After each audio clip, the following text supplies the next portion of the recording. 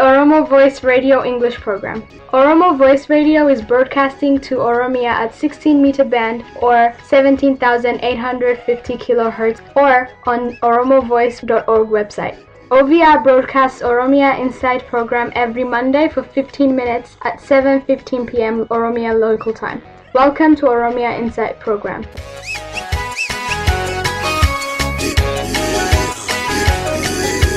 Welcome to Oromia Insight. My name is Ali Galato. This is part 3 interview with Professor Mohammed Hassen about the Oromo and the Christian Kingdom of Ethiopia. All the way up to 1900, when Emperor Menelik legally actually stopped it, abolished it, the Gada system was very effective in the south.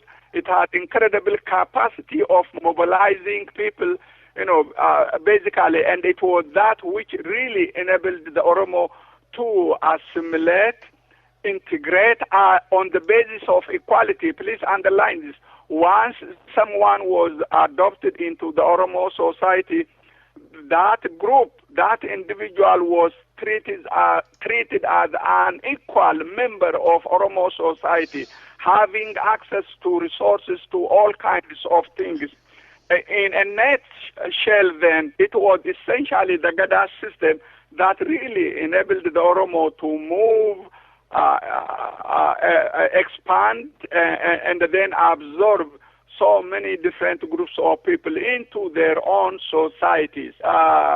What Emperor Susunios, the fellow I mentioned earlier, discovered by living among the Oromo, by knowing the language and by fighting among them and fighting for them for many years was the Oromo capacity of assimilating people.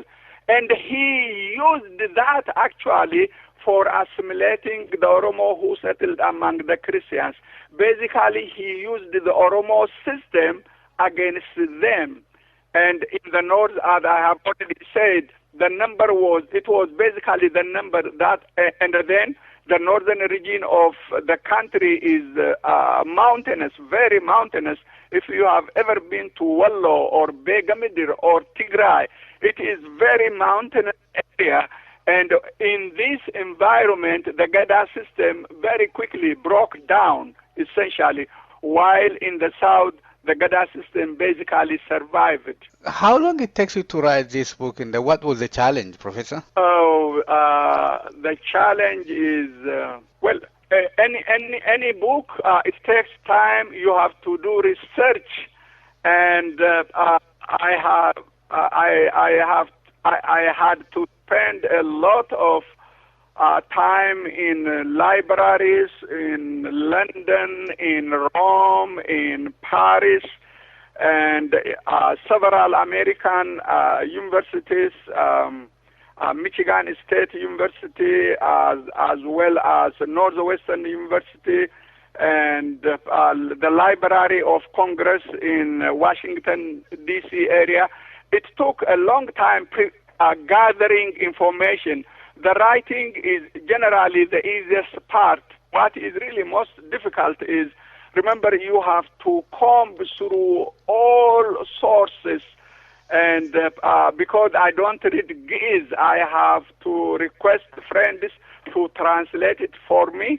And the same thing with German. I can manage with difficulties with the help of dictionary, reading Italian and the French. But with Ge'ez, with German, I had always to depend on the support of friends. And sometimes someone will promise to translate, say, a page for you, and he or she will forget. It takes sometimes 3 months or even 6 months, even for response for that simple things. And it was that which really took sometimes. Plus also when you teach, and then other departmental responsibility with family responsibility. And then I was also writing other works, several other works, and it was that which contributed to taking really much more time. I should have finished it earlier, but there were also other extremely important issues that had to be addressed. Remember the Journal of Oromo Studies, and there are several other articles, timely articles that have to be written, which really distracts you from the main focus. If I had basically a year and a half solid without teaching, without doing all other things, I would have easily finished the book, but I was not lucky enough to have that, and it took more than that time. Very quite interesting. I was just curious about this about Bahare guy. Can you tell us more about him? I hope at one point, Bali, you will read, and I want every educated Oromo who reads English must really. In fact, I should have really started with this at the beginning. The great weakness of our educated class is that we don't read, they don't read, unless we read about us, unless the Oromo write about themselves, learn about themselves, and teach others. No one will do that job for us. People who do not know themselves, they always despise themselves. They always have contempt for themselves, for their way of life, for their culture, for their institution. And the people who despise themselves, they are always despised by others. People who do not really know themselves, who do not take themselves very seriously, no one takes them seriously. That is why in the Horn of Africa, even small groups, everyone despises our people because we don't take ourselves very seriously.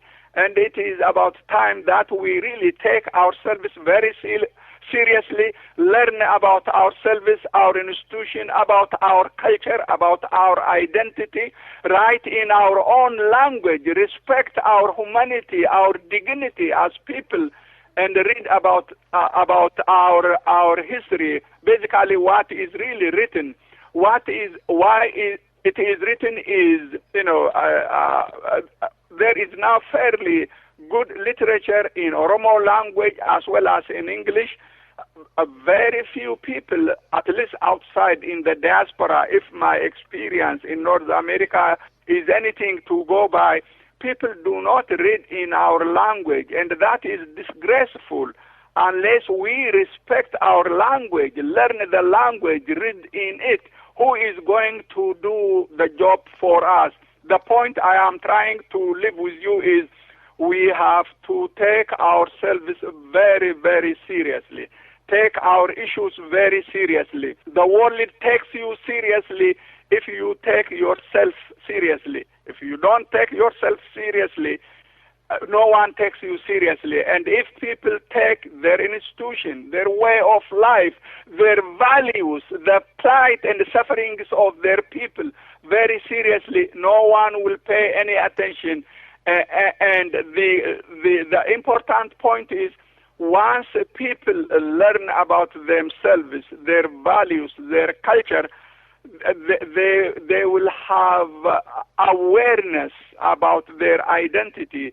And once people have awareness about their identity, they will have aspiration to have respect like other people, to live in dignity, to be able to administer themselves in their own country. And that must come from within us. To return to your question about Abba Bahare, this was a Christian who was born probably around what is today the town of, or rather the city of Shashamane. The area then was known as Gammo, G-A-M-O. He was born there. We don't know anything about his parents, whether he had brothers and sisters. What is known is basically from his writings that he was highly learned, and then he was the head of a monastery around what is today Shashamane area, and it was around 1577 or 78, he left that area and moved to the region, to Begum Middle region, where he became the secretary of Emperor Dingle. Basically, he became really the secretary for him, and it was he who authored the chronicle of Emperor Dingle, who ruled from 1563 all the way to 1597, and he wrote extensively about the warfare between the Oromo and the Christians, and he also wrote a number of poems. Almost all his poems were inspired by his prayer for his people against the Oromo. That is why I said he was really trying to inspire the Christian leadership to mobilize their population, basically overcome their weaknesses. And he was a very acute observer, and he definitely mentioned about Oromo strengths. He was the first one to write about the Gada system. He attributed Oromo military success basically to their Gada system, which was fairly accurate because the Gada system mobilized population as a single person, basically for whatever they wanted to do, whether it was doing work or whether it was fairly warfare. And what he tried to educate the elite at the court of King Dingle was basically to show the weakness of their society and then how to overcome. And he was incredibly intelligent man, no doubt about that aspect. And everything that he wrote, ultimately, he wrote in Ge'ez, and it was only in the 19th century European travelers got hold of this manuscript, brought to Germany, to France, and ultimately to England. It was translated into German and then into French, into English. It was only in the 1940s. First, it was translated into Amharic, and then it was around 1990. It was translated into Amharic again by the late Alam Ishete, and in 2002, Professor Getachew Haile again translated it into Amharic. Basically, everyone who translated it, they want the Habashas to read about that aspect. Bab Hare described the Oromos as enemies, as brutal enemies, basically as destroyers, as enemies of the Christians. And one of the reasons why his 12-page manuscript had such a staying power, this short document has such unbelievably staying power. Everyone who writes about the Oromo quotes it. In fact, this became the beginning of Oromo history. And what I really wanted to show was something very, very different. Oromo's, Abba Bahare's version of Oromo history is one aspect. There is also another version that historians have overlooked. And it was to show that aspect, I basically devoted a chapter to him. Abba Bahare says, you have to know about these people, not because the Oromos are good people, but he said, we read histories of the Muslims who are our enemies. In other words, he is advising the